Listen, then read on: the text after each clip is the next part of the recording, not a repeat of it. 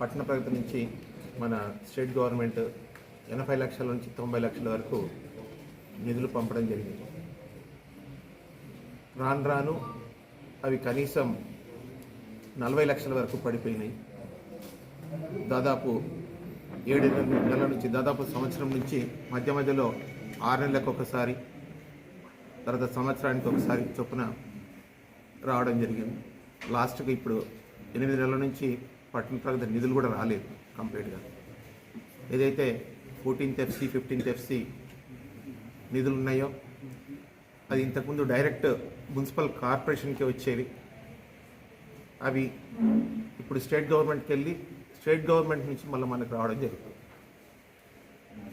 దాదాపు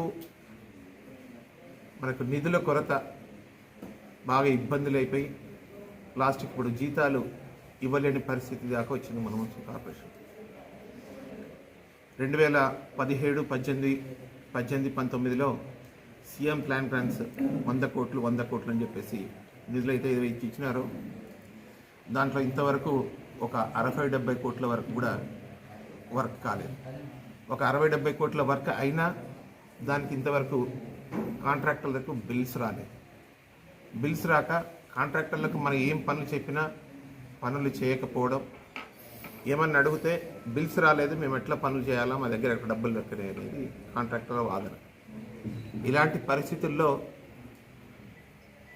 ఏదైనా కానీ కార్పొరేషన్ డెవలప్మెంట్ కావాలన్నా కానీ, రామగుండం మున్సిపల్ కార్పొరేషన్లో ప్రజలకు డెవలప్మెంట్ కావాలన్నా కానీ ఖచ్చితంగా ఫైనాన్షియల్గా స్ట్రాంగ్గా ఉండాలి. మనం ఫైనాన్షియల్గా వీక్ అయినప్పుడు మేము ఏమి చేయలేని పరిస్థితి. కాబట్టి ఖచ్చితంగా ఇప్పుడు వచ్చిన ఎమ్మెల్యే గారు రాజ్ ఠాకూర్ గారు గెలిచిన అత్యధిక మెజారిటీతో గెలిచి మన రామగుండం ప్రజలు అత్యధిక మెజారిటీతో గెలిపించినారు. వారు వచ్చిన నెల రోజులకే మన రామగుండంకు ఫస్ట్ కలెక్టర్తో మాట్లాడి 10 కోట్ల నిధులు తీసుకొచ్చారు. తర్వాత 50 కోట్లు, తర్వాత 50 కోట్లు, 100 కోట్లు TUFIDC నుంచి నిధులు మంజూరు చేయడం జరిగింది. అంతకుముందు ఎలక్షన్ ముందు TUFIDC నుంచి నిధులు మంజూరు చేస్తామని చెప్పేసి ఒక పేపర్ మాత్రమే మాకు వచ్చింది. ఇంతవరకు నిధులు రాలేదు, దానికి అలొకేషన్ కాలేదు. కానీ ఇప్పుడు మన ఎమ్మెల్యే గారు రాజ్ ఠాకూర్ గారు వచ్చిన వెంటనే TUFIDC నిధులు విడుదల చేయడం జరిగింది. దానికి మనం DPR పంపడం జరిగింది. DPR కూడా ఆమోదం జరగడం జరిగింది. ఆ తర్వాత టెక్నికల్ శాంక్షన్ కూడా అవుతుంది. రేపు ఒక 4-5 రోజుల లోపల మనం టెండర్ కూడా పిలుచుకుంటున్నాం. అలాగే అమృత్ స్కీమ్ కింద 252 కోట్లు నిధులు మనకు సెంట్రల్ గవర్నమెంట్ నుంచి స్టేట్ గవర్నమెంట్ కోఆర్డినేషన్తో మనకు నిధులు వచ్చాయి. అవి వచ్చి కూడా దాదాపు 3 సంవత్సరాలు అయింది. కానీ ఇంతవరకు దానికి కోఆర్డినేషన్ లేదు. ఆ నిధులతో మనం ఇంతవరకు చేసింది లేదు, మన వరకు వచ్చింది లేదు. కానీ కాంగ్రెస్ పరిపాలన వచ్చిన వెంటనే ఆ అమృత్ స్కీమ్ నిధులు 252 కోట్ల నిధులు టెండర్ కావడం జరిగింది. టెండర్ అయ్యి టెండర్ ప్రాసెస్ అయిపోయి రేపు 2-3 రోజుల్లో ఆల్రెడీ కాంట్రాక్టర్ కూడా అలాట్ అయిపోయినారు. మేము ఆ అమృత్ స్కీమ్ నిధులను కూడా మన రామగుండంకు తీసుకురావడం జరిగింది. కాబట్టి కాంగ్రెస్ పార్టీలో మన రామగుండం డెవలప్మెంట్ కోసం 252 కోట్లు అమృత్ స్కీమ్ నిధులు, 100 కోట్లు TUFIDC నిధులు, 10 కోట్లు మన DMFT నిధులు, ఆ తర్వాత 2 కోట్లు స్పెషల్ డెవలప్మెంట్ ఫండ్ కింద 2 కోట్ల నిధులు, ఆ తర్వాత మన రామగుండం కార్పొరేషన్కే కాక పల్లెలకు కూడా మన మక్కన్ సింగ్ గారు నిధులు తీసుకొని వచ్చినారు. మొత్తం దాదాపు అన్ని కలిపి 150 కోట్లు ఇవి, 252 కోట్లు అమృత్ స్కీమ్ నిధులు. ఇన్ని నిధులు 2-3 నెలల లోపలనే నిధులు తీసుకొచ్చినారు. కాబట్టి ఇన్ని నిధులు తీసుకొచ్చినప్పుడు ఖచ్చితంగా రామగుండం మున్సిపల్ కార్పొరేషన్ డెవలప్మెంట్ అవుతుంది. మాకు రామగుండం మున్సిపల్ కార్పొరేషన్ డెవలప్మెంటే ముఖ్యం, ప్రజలే ముఖ్యం, ప్రజల కోసం పనిచేస్తాం.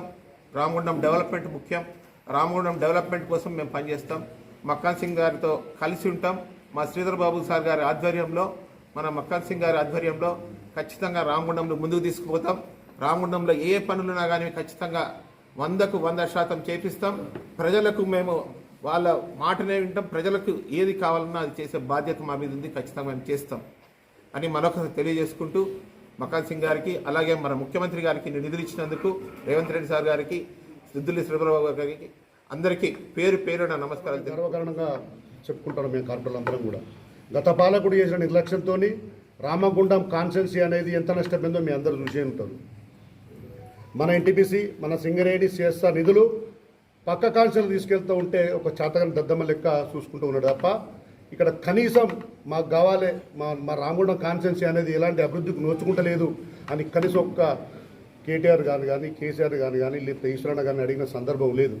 ఎప్పుడు చూసినా తన స్వార్థం కోసం, తన స్వార్థ రాజకీయాల కోసం పనిచేయడం తప్ప ప్రజల కోసం పనిచేసిన పక్షం లేదు. చూసి నెరవడే గతంలో జరిగేది ఉండే, కొద్దిగా లేట్ అయింది. నిజంగా రాజ్ ఠాకూర్ గారికి, గౌరవనీయులు దుద్దిల్ల శ్రీధరబాబు గారికి మేము మనస్ఫూర్తిగా మా కార్పొరేటర్ తరపున చేర్చుకున్నందుకు మేము ధన్యవాదాలు తెలియజేయాలి. ఎందుకంటే ప్రతిదీ అంటే గత 100 రోజులు చూస్తాం. గెలిచి ఇప్పుడు కాంగ్రెస్ ప్రభుత్వం వచ్చి సుమారు 90 రోజుల పైచీలకు అవుతుంది. 122 కోట్ల రూపాయలు తెప్పించిన ఘనత రాజ్ ఠాకూర్ మక్కాన్ సింగ్ గారిది. ఎప్పుడైనా తన స్వార్థం గత పాలకుడు తన స్వార్థం కోసం తన సొంత అవసరాల కోసం చేసుకుంటే తప్ప ప్రజల కోసం పాపన పోలేదు. ఇప్పటికి కూడా ఈ 5 రోజులకు తావు లేకుండా ప్రజల సంక్షేమే నా సంక్షేమే అని చెప్పేసి చేసిండు. ఇప్పటికి కూడా ఈ కాంగ్రెస్ పార్టీలో చేయడానికి ముఖ్య కారణం ఇంకొకటి ఏంటి అంటే ప్రజల ప్రభుత్వం, ప్రజాపాలన, ప్రజల ప్రభుత్వం. ఎక్కడైతే కటిక పేదవాడు సంక్షేమ పథకానికి దూరంగా ఉంటుండో ఆ కుటుంబానికి సంక్షేమ అందడమే రాజ్ ఠాకూర్ మక్కాన్ సింగ్ లక్ష్యం. పేదవాడు ఎప్పుడు కష్టపడకూడదు, ఉన్నోనికి ప్రతి సంక్షేమ పథకం ఉంటుంది. అలాంటి దుర్దినం రావద్దు, 5 రోజులకు తావు ఉండద్దు. ఖచ్చితంగా పేదవాడికి ఆ పథకం అందాలనే ఉద్దేశం కొద్దీ చాలా కష్టపడుతూ పేదవాడు ఎక్కడున్న వెతికి, ఎక్కడున్న స్థానిక కార్యకర్తలు వెతికి వాళ్ళని తీసుకొచ్చి రాజ్ ఠాకూర్ చూపించగానే వాళ్ళకి సంక్షేమ పథకం అందే విధంగా తయారు చేస్తున్నారు. కాబట్టి అది కారణం, అసలు కారణం ఇవి. ప్రజాపాలన అంటే ఏంది, కాంగ్రెస్ ప్రభుత్వం అంటే ఏంది అంటే ఈ రెండింటికి భేషజాలం ఇది ఒకటే ఉన్నది.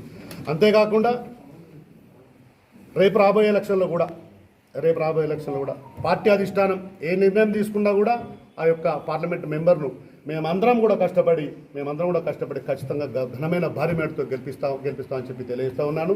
మేము పార్టీలో చేరడానికి ముఖ్య కారణం మాత్రం స్వార్థ రాజకీయాలను విడనాడి ఒక స్వచ్ఛందమైన పార్టీ, ఒక తెల్ల పార్లమెంట్ పార్టీకి రాజ్ ఠాకూర్ మక్కాన్ సింగ్ ఆధ్వర్యంలో పనిచేయడానికి మేము మనస్ఫూర్తి